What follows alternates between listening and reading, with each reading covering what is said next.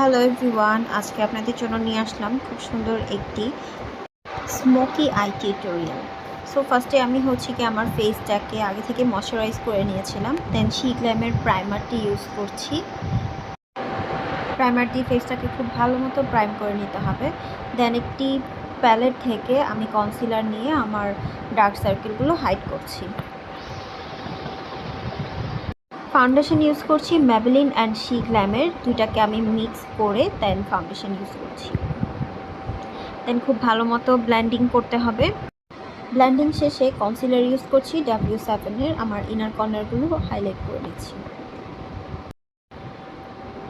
Contour use করব beauty গ্লেক্সের। দেন খুব ভালো মতো ব্লেন্ড করে নেব। রোডের ব্লাশ ইউজ করে নিচ্ছি, খুব কিউট একটি কালার।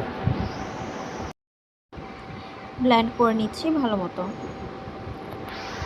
এরপর লুজ পাউডার দিয়ে আমি ফেসটাকে ভালো মতো লক করে দিচ্ছি। ফোকালোরের প্যালেট থেকে ব্লাশ ইউজ করছি।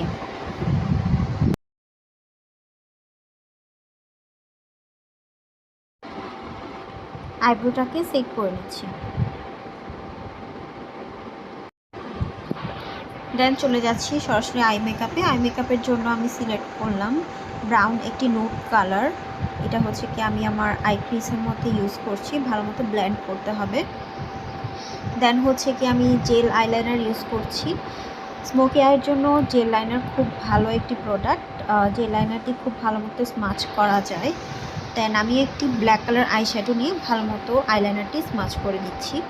দেন একটি ব্রাউন কালার শেড নিয়েও আইলাইনারের উপরে আমি স্মাচ করে দিচ্ছি। আইলাইনার ইউজ করে নিচ্ছি। দেন আমি মাস্কারা ইউজ করছি লাফামের। এটা খুবই লং লাস্টিং একটি মাস্কারা।